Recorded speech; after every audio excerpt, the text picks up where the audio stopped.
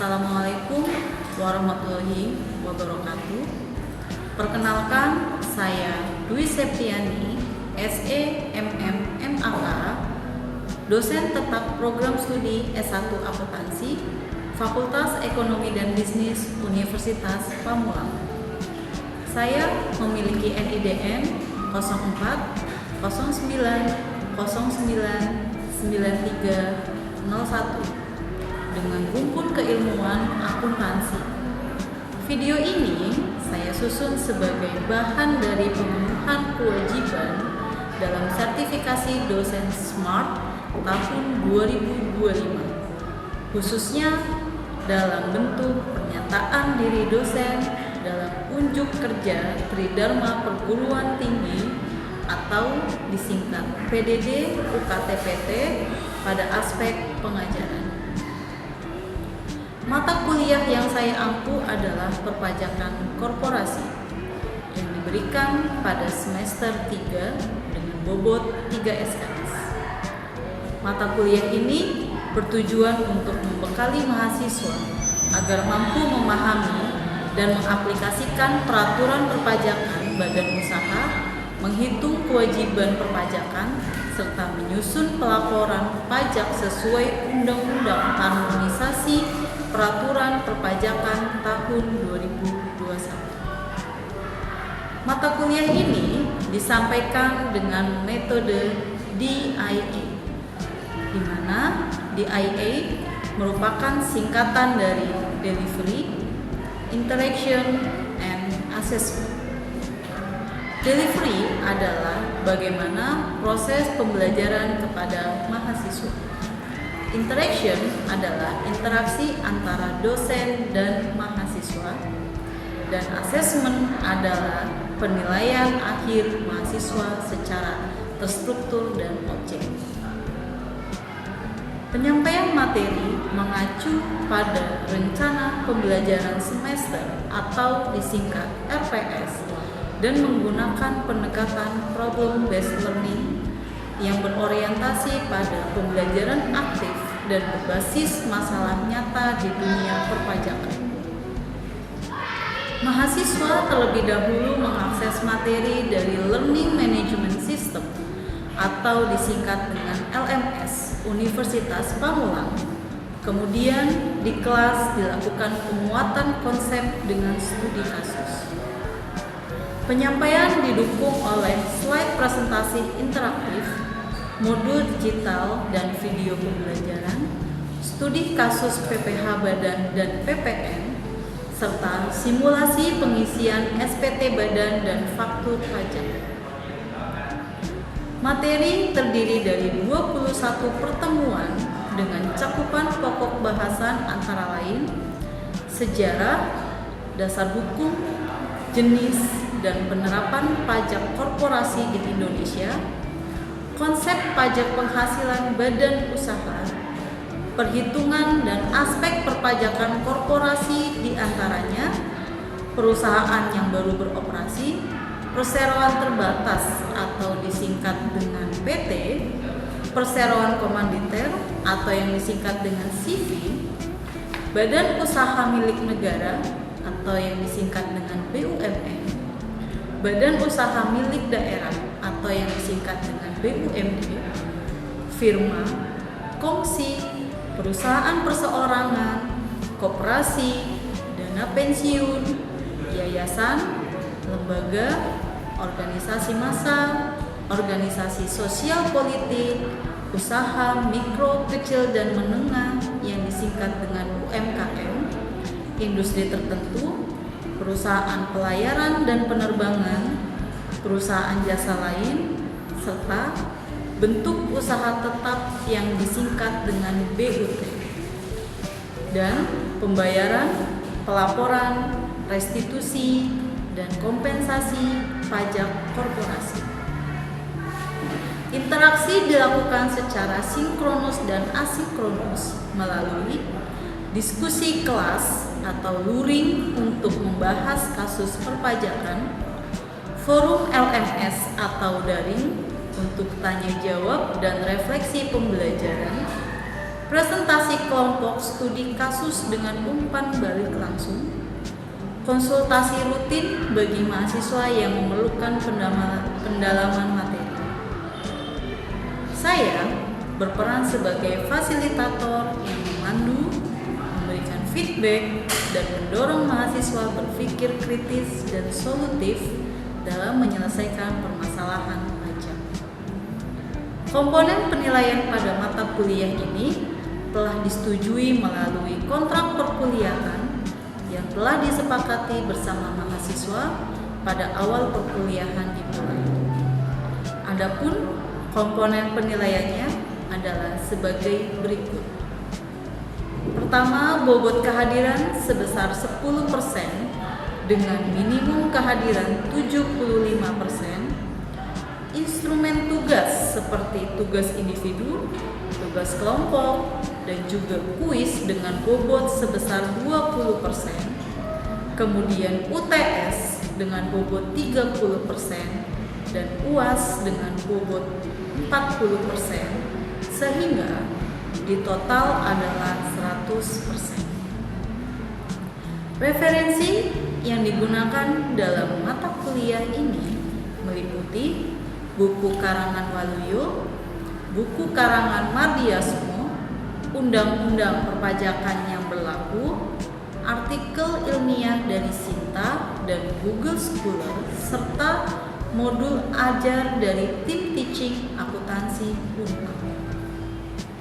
Kemudian, kemampuan akhir yang diharapkan setelah mengikuti perkuliahan ini adalah mahasiswa mampu menghitung PPN, PPh Potput, serta PPh badan usaha secara mandiri dan terukur berdasarkan undang-undang perpajakan yang berlaku.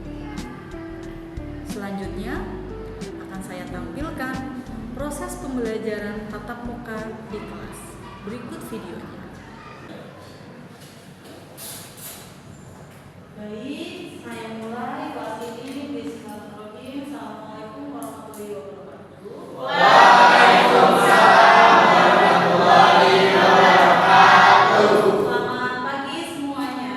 Pagi, Bu. Gimana kabarnya hari ini? Alhamdulillah sehat. Alhamdulillah ya, semuanya sehat semua, sehingga pada hari ini kita dapat berkumpul untuk membahas materi tentang aspek perpajakan UMKM. Oke, sebelum masuk ke materi aspek perpajakan UMKM, di sini ada yang sudah mengetahui tentang apa itu aspek perpajakan UMKM, Saya ya?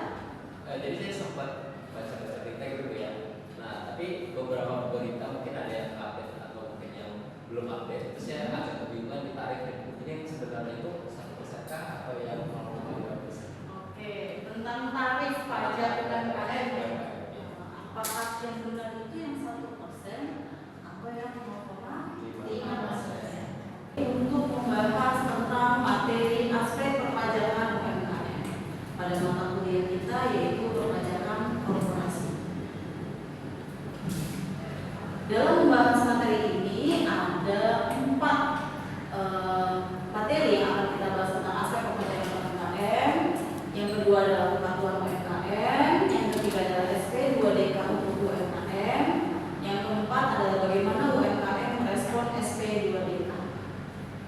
Baik, kita masuk ke materi yang pertama tentang aspek perpajakan UMKM.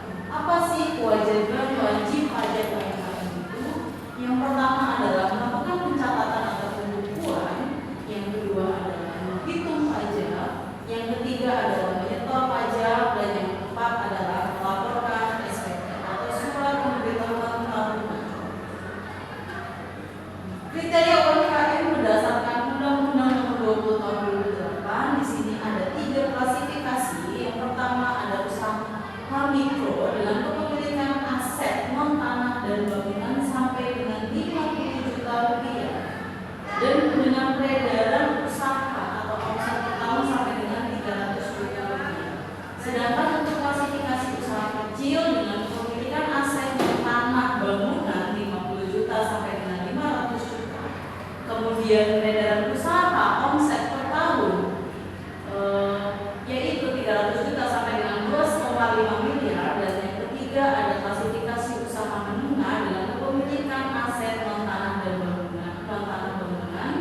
500 juta sampai dengan 10 miliar dan peredaran usaha atau omset per tahunnya 2,5 miliar sampai dengan 50 miliar.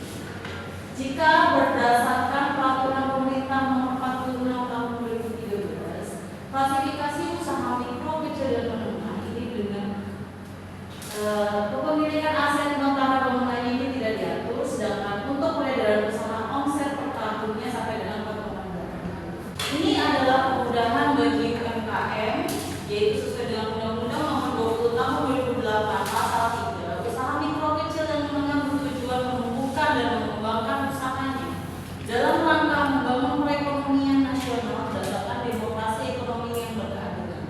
Ini diperlukan simplifikasi pengenaan pajak bagi UMKM. Kemudian ini adalah pengetahuan bagaimana sih, ini adalah sebelum bulan Juli tahun 2013 bagi WP orang pribadi, bahwa untuk perhitungan pajak itu dari penghasilan bruto dikalikan norma perhitungan penghasilan neto dikurangi dengan PTKP. PTKP adalah penghasilan tidak kena pajak dikalikan dengan tarif progresif sampai dengan 30%. Dan ini adalah cara umum hitung PPh bagi UMKM sebelum bulan Juli 2013 bagi wajib pajak daerah. Ini ada yang pertama adalah menentukan penghasilan bersih dengan pembukuan, dihitung penghasilan kena pajaknya berapa, baru dikalikan dengan tarif PPh daerah. Kemudian pada peraturan pemerintah nomor 46 tahun 2013 menerapkan tarif tunggal untuk UMKM, untuk pajak UMKM dari peredaran bruto setiap bulannya. Dan UMKM pun tidak perlu lapor SPT masa atau SPT bulanan ini.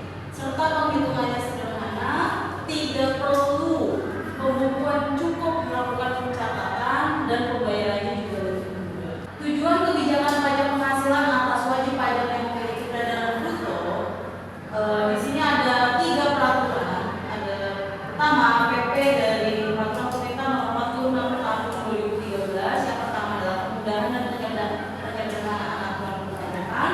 Yang kedua adalah mengedukasi masyarakat untuk tertib administrasi.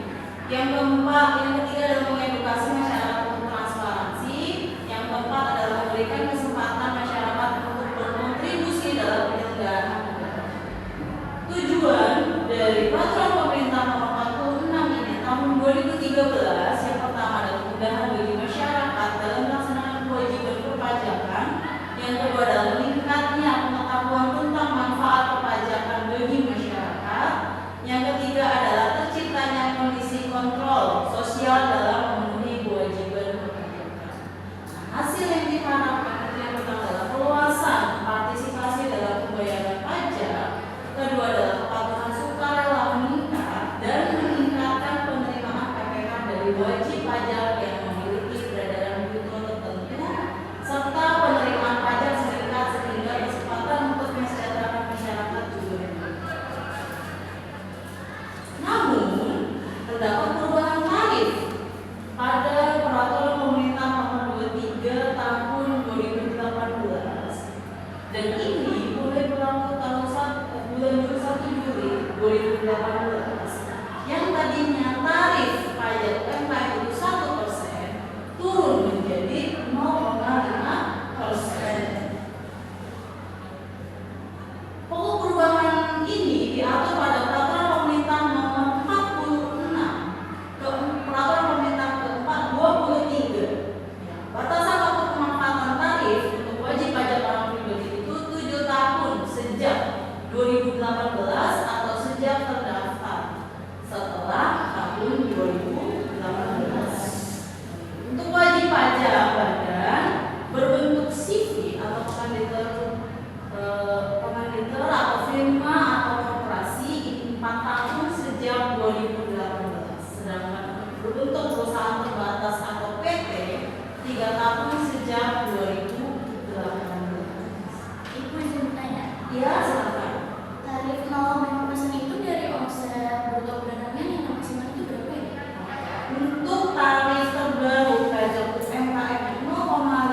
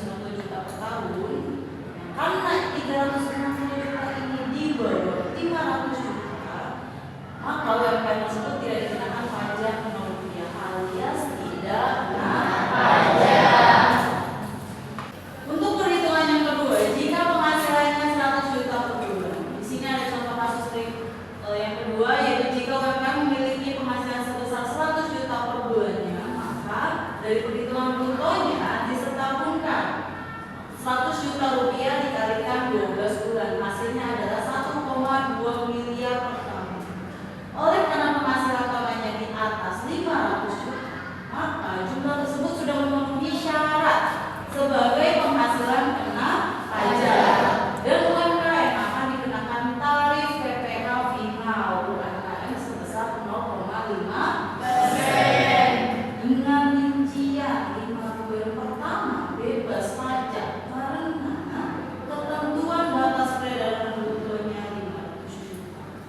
Sedangkan untuk 6 hingga 12 bulan berikutnya selama 7 bulan baru dikenakan pajak sebesar 0,5%, sehingga perhitungan jumlah pajak yang harus dibayar yaitu dari penghasilan bruto tujuannya kena pajak yaitu 700 juta rupiah dikalikan tarif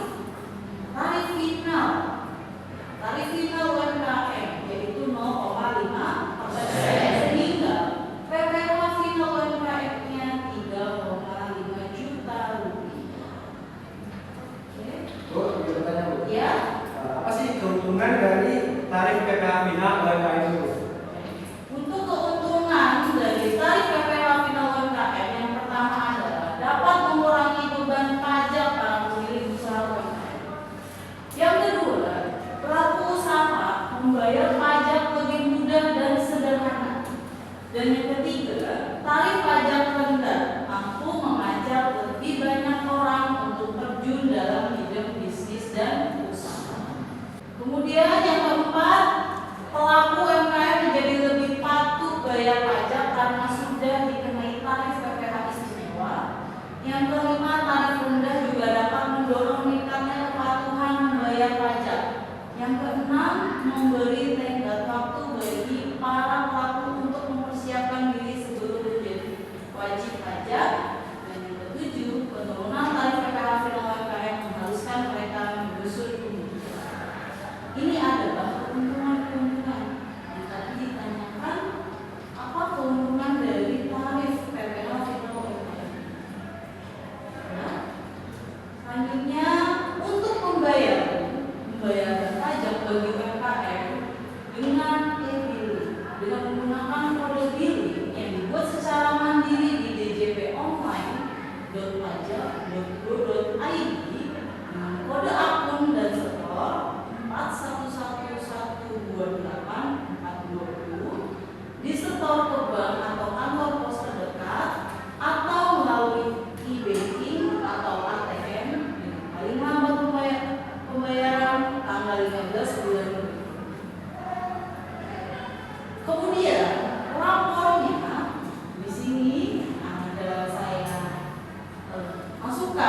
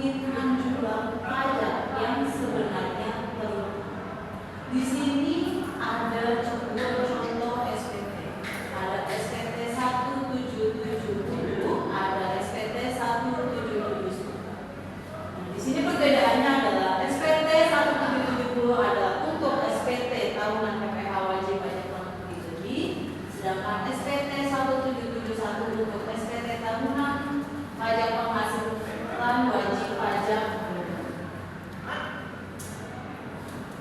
Menurut Undang-Undang KUP pasal 3, setiap wajib pajak wajib mengisi SPT dengan benar, lengkap, dan jelas dalam bahasa Indonesia dengan menggunakan huruf Latin, angka Arab, satuan mata uang rupiah, dan menandatangani serta menyampaikannya ke kantor Direktorat Jenderal Pajak. 4. Wajib pajak terdaftar atau dikukuhkan atau tempat lain yang ditetapkan oleh Dirjen Pajak. Di sini ada sedikit survei tentang kepatuhan wajib pajak. Yang pertama, ada wajib pajak yang bekerja dan memiliki NPWP. Ternyata di sini dari 10 orang yang bekerja hanya 1 orang yang memiliki NPWP. Kemudian survei yang kedua yaitu terdaftar sebagai wajib pajak. Ternyata 5 dari 10 yang memiliki SPT. Dan yang ketiga, di sini ada survei terkait yang terdaftar sebagai wajib pajak. Hanya 1 dari 20 wajib pajak yang membayar pajak. Survei yang kedua untuk UMKM. Di sini ada survei dan saya ambil datanya pada tahun 2016 di wilayah Jakarta, Surabaya, Makassar, Yogyakarta. Nah, rata-rata hanya 31% UMKM yang mempunyai NPWP. Artinya bahwa di sini untuk UMKM ini bisa dikatakan belum wajib pajak UMKM di sini belum patuh, karena berdasarkan survei kecil-kecilan ini saya ambil dari 6 wilayah, ternyata rata-ratanya hanya 31% UMKM yang punya. Padahal untuk kepatuhan UMKM di sini ada pengelolaan resikonya, ditunjukkan bahwa seorang AR pengawas untuk mengawasi setiap WP dalam melaksanakan kewajiban pajaknya. Kemudian di dalam pelaksanaan tupoksinya, AR dibekali berbagai macam tools internal yang terintegrasi. Ada SIDJP, ada Tabloid, ada portal DJP, NPM Info untuk melihat pembayaran WP dan lainnya. Di sini ada contoh dari SIDJP. Kemudian AR diperbolehkan untuk melakukan pengawasan lapangan. Jadi apabila ada wajib pajak yang kurang patuh dalam melapor, dalam membayar pajak, boleh AR mendatangi, melakukan pengawasan lapangan, mendatangi si wajib pajak. Kemudian AR juga dapat mendapatkan data pemicu dari pihak eksternal. Yang pertama dari instansi pemerintah